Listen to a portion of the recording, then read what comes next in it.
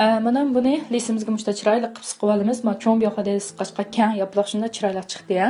Buning ustiga mush o'rik meg'izimizni siqib olamiz. Men ham qilganimsa kichik ixcham bo'lib qoldi. Kichik yoqada qilg'achqa.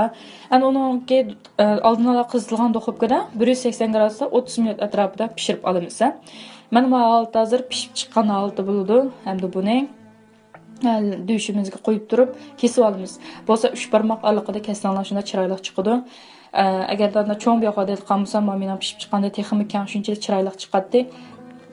Amal yo'q, hamda kichik yoqada qilg'achqa sal qisqa bo'lib qoldi. Bu qancha uzunchoq chiqsa shunda chiroyli chiqadi.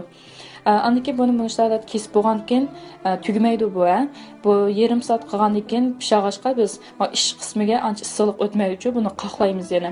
Buni kesib tayyorlab olib, mushtaqlisimizga uzunchoq qatuv tizib chiqib, yana duxovkaga silib bir 10 minut atrofida qoqlab olsak bo'ladi. Yana shu 180 gradusda.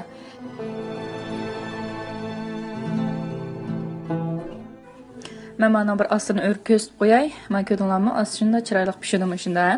Buni o'xshashlab to'g'rab, lisimizga tayyor qilib tizib, duxovkaga solib 10 minut atrofida qoqlab pishirsak bo'ladi.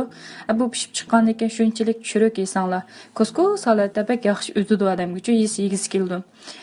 Ondan keyin buning ichiga xonimlar xolsanglar har xil meg'izlarni, har xil qandaq uzumlar bor, qizil, qora degandek.